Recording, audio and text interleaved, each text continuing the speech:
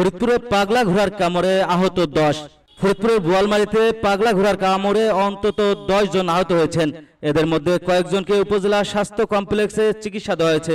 এই ঘটনায় এলাকায় চরম আতঙ্ক বিরাজ করছে।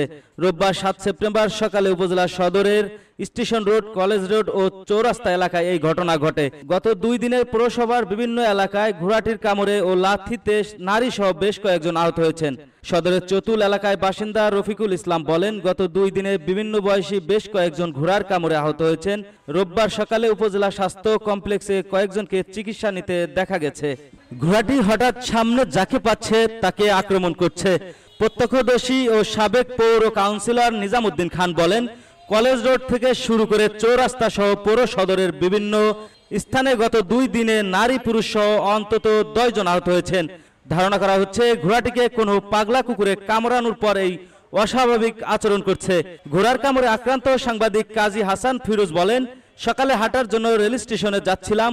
পথিমধ্যে চৌরাস্তায় পৌঁছালে একটি পাগলা ঘোড়া দৌড়ে এসে কামড় দেয়। তাৎক্ষণিক লোকজন এসে আমাকে উদ্ধার করে উপজেলা স্বাস্থ্য কমপ্লেক্সে নিয়ে যায়। আক্রমণ স্থানে এখনো তীব্র ব্যথা হচ্ছে। আমার জানা মতে আজ সকালেই ঘোড়ার আক্রমণে অন্তত 6 জন আহত হয়েছেন। বোয়ালমারী উপজেলা স্বাস্থ্য কমপ্লেক্সের জরুরি বিভাগের চিকিৎসক ডাক্তার মোর্শেদ আলম ঘটনার সত্যতা নিশ্চিত করেছেন। তিনি বলেন, সকালে ঘোড়ার কামড়ে আহত কয়েকজন চিকিৎসা নিতে আসেন। তাদের ব্যথানাশক ঔষধ ও টিটেনাস ইনজেকশন দেওয়া হয়েছে।